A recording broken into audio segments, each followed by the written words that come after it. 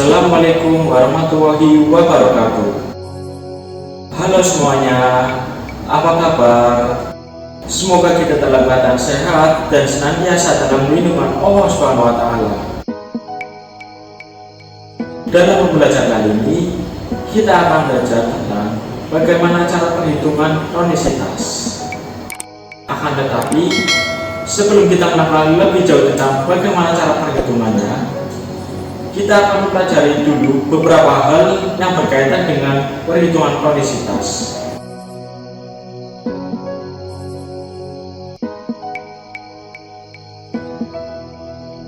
Salah satu yang berkaitan dengan tonisitas yaitu isotonis. Apa itu isotonis? Isotonis biasanya berkaitan dengan obat yang memiliki tekanan osmotik yang sama dengan cairan tubuh. Berapa sih tekanan osmotik tubuh? Tekanan osmotik tubuh yaitu berkisar antara 6,86 atau sama dengan apabila dikonversikan ke dalam NaCl yaitu 0,9%. Kemudian yang kedua ada hipertonis. Hipertonis adalah tekanan osmotik larutan lebih besar dari cairan tubuh. Sel darah merah jika berada pada larutan yang hipertonis atau lebih dari 0,9% NaCl akan berakibat cairan yang ada dalam eritrosit akan keluar. Eritrosit akan mengerut, dan apabila eritrosit kembali pada lingkungan isotonis, maka eritrosit akan kembali normal. Kemudian yang ketiga ada hipotonis. Hipotonis adalah tekanan osmotik larutan lebih kecil daripada cairan tubuh. Sel darah merah jika berada pada larutan yang hipotonis atau kurang dari 0,9% NaCl akan berakibat cairan yang ada dalam lingkungan masuk ke dalam eritrosit akan mengembung dan bisa sampai pecah, yang ditakakkan kembali ke bentuk semula atau hemolisis. Kemudian yang keempat ada isohidris. Isohidris adalah kondisi di mana larutan mempunyai pH yang sama dengan pH tubuh, yaitu sekitar 7,4. Kemudian yang terakhir ada euhidris. Euhidris adalah usaha pendekatan pH larutan suatu zat secara teknis ke arah pH fisiologis tubuh manusia. Dilakukan oleh zat yang tidak stabil pH-nya, seperti garam-garam alkaloid, vitamin C, dan masih banyak lagi. Maka untuk penyesuaiannya dibutuhkan pendapar. Dari hal-hal yang sebelumnya saya jelaskan, saya harap kalian lebih mengerti tentang pentingnya perhitungan tonisitas dalam pembuatan sediaan steril. Misalnya, injeksi volume besar atau infus, injeksi volume kecil, ataupun sediaan lainnya. Dan untuk mengetahui lebih lanjut tentang perhitungan tonisitas, saya akan jelaskan perhitungannya. Dalam perhitungan tonisitas, saya akan mengajarkan pada teman-teman 3 perhitungan yang paling umum digunakan untuk perhitungan tonisitas. Yang pertama, ada metode ekivalensi NaCl. Yang kedua, penurunan titik beku. Dan yang ketiga ada White-Vincent. Untuk mengetahui lebih lanjut tentang perhitungan tonisitas, saya akan jelaskan perhitungannya.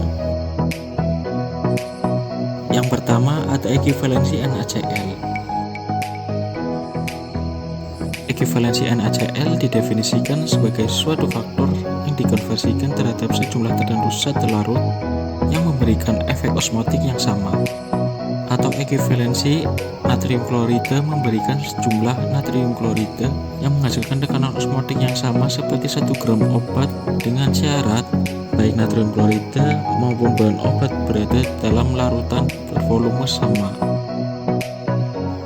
Sebelum kita melangkah ke perhitungan ekivalensi NaCl, saya akan jelaskan terlebih dahulu rumus dari ekivalensi NaCl. Rumus dari ekivalensi NaCl yaitu M kali E. M di sini yaitu massa bahan obat. Sedangkan E adalah ekivalensi dari bahan obat yang akan dibuat sediaan steril.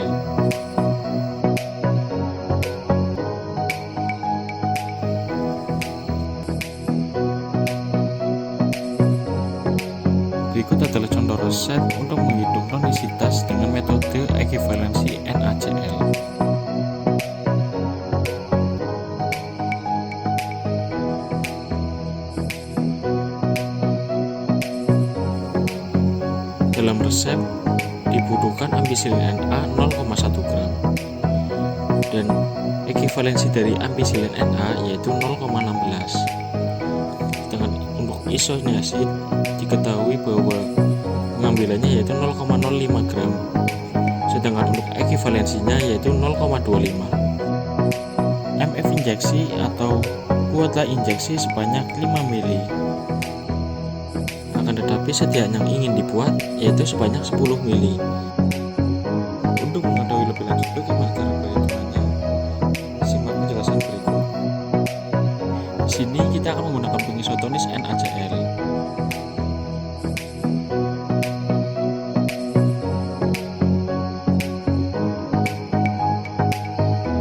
Pengisotonis NaCl sendiri yaitu 0,9% atau sama dengan 0,9 gram dalam 100 mili.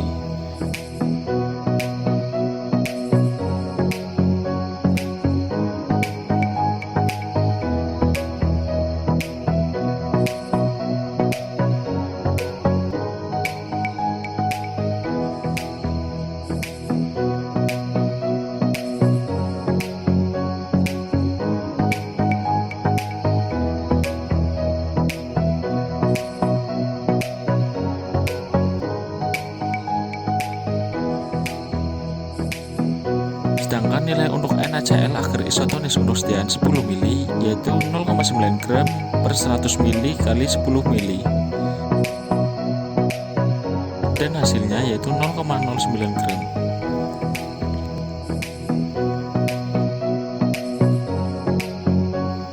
Dan untuk menentukan berapa banyak NaCl sebagai pengisotonis berdasarkan resep, maka kita akan menghitung terlebih dahulu pengambilan dari ampicillin Na dan isoniazid. Untuk perhitungan ampicillin yaitu 10 mili bagi 5 mili dikali 0,1 dikali 0,16.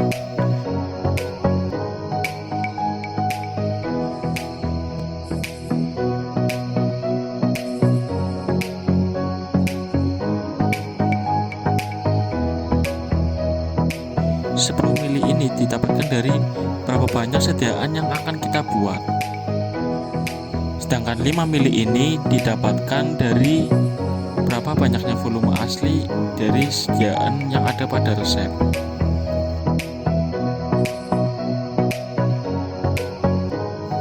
(0,1 gram diambil dari berapa banyaknya ampicillin yang ada pada resep. Dan 0,16 yaitu nilai dari ekivalen. Setelah itu kita menghitung dari perhitungan yang sebelumnya saya jelaskan, dan setelah dihitung ternyata hasilnya yaitu 0,032.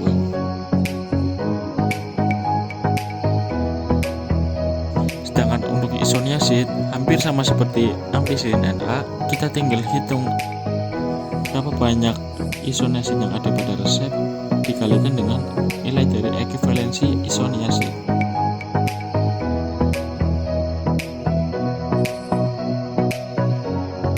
Dan setelah dihitung hasilnya 0,025 gram. Kemudian agar isotonis NaCl yang perlu ditambahkan yaitu 0,09 gram dikurangi dengan 0,032 gram ditambah dengan 0,025 gram. Dan setelah dihitung hasilnya yaitu 0,033 gram. Dan setelah dihitung untuk pengambilan NaCl yang perlu ditambahkan agar injeksi ini isotonis yaitu ditambahkan 0,033 gram. Yang kedua ada metode penurunan titik beku. Penurunan titik beku adalah suatu sediaan dikatakan isotonis jika mengakibatkan penurunan titik beku sebanyak 0,52 dari titik beku pelarut murni yang digunakan. Delta F0,2 ini adalah penurunan titik beku yang diakibatkan oleh 0,9% NaCl atau 5,5% dekserosa dalam air. Sedangkan untuk metode penurunan titik beku, di sini kita akan menggunakan rumus W sama dengan 0,52 dikurangi A dibagi B. W di sini adalah jumlah bahan pengisotonis. Untuk 0,52, seperti yang sebelumnya saya jelaskan adalah penurunan titik beku yang diakibatkan oleh 0,9% NaCl atau 5,5% deksosa dalam air. Sedangkan A di sini adalah turunnya titik beku air akibat zat larut dikalikan berat zat larut. Sedangkan B di sini berarti turunnya titik beku air yang dihasilkan oleh 1% bobot per volume bahan pembantu isotonis. Berikut adalah contoh resep untuk pembuatan infus deksosa. Diketahui dalam resep bahwa pengambilan untuk deksosa sebanyak 5 gram dan delta TF-nya atau penurunan titik bekunya yaitu 0,09 derajat Celcius. Kemudian buatlah isotonik dengan NaCl yang mempunyai penurunan titik beku yaitu 0,576 derajat Celcius. Kemudian MF infus atau buatlah infus sebanyak 100 ml. Jadi untuk resep tersebut adalah untuk resep pembuatan infus 100 ml. Akan tetapi infus yang akan kita buat sebanyak 250 ml. Kemudian, agar mempermudah dalam perhitungan, ubahlah massa dari deksosa menjadi persen. 5 gram dibagi 100 ml dari banyaknya pengambilan api dalam resep. Kemudian, setelah dihitung hasilnya 5%. Kemudian, setelah kita menghitung berapa konsentrasi dari pengambilan deksosa, baru kita melangkah ke dalam rumus perhitungannya. W sama dengan 0,52 dikurangi 0,09 dari penurunan titik beku deksosa kali 5% dari konsentrasi deksosa dibagi 0,576 derajat Celcius. Kemudian menghitung perhitungan dari penurunan titik beku.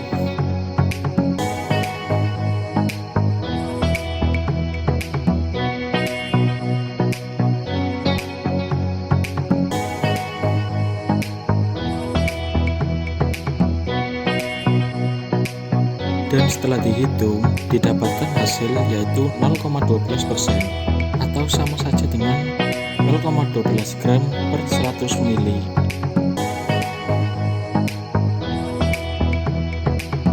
Lalu, untuk kesetaraan NaCl 250 ml,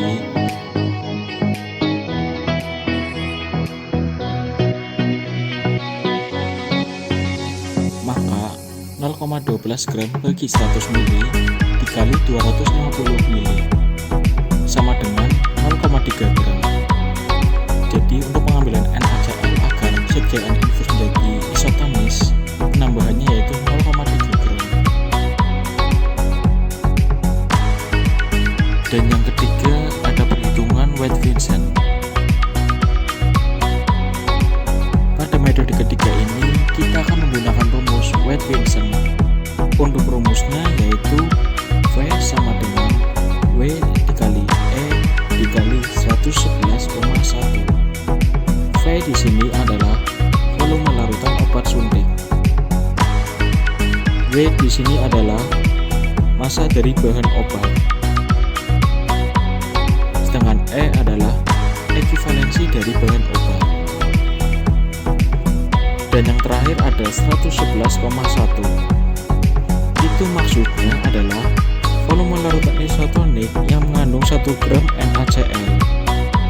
Berikut adalah contoh resep untuk perhitungan White-Vincent.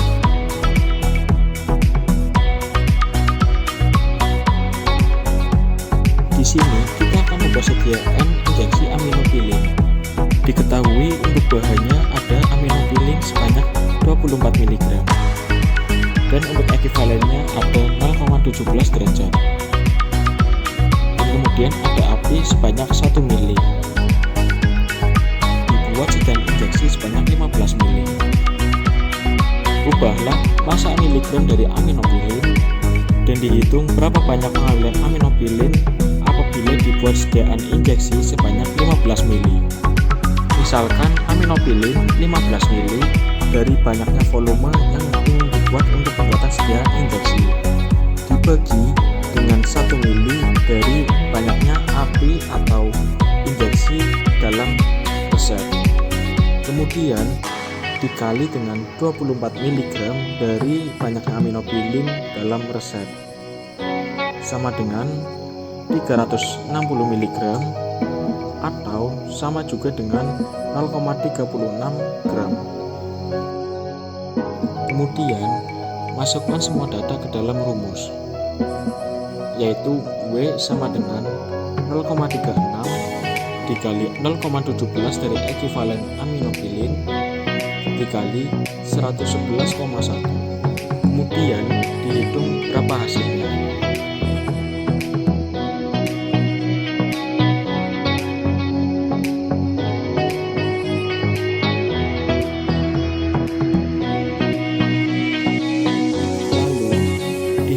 Banyak larutan yang dibuat.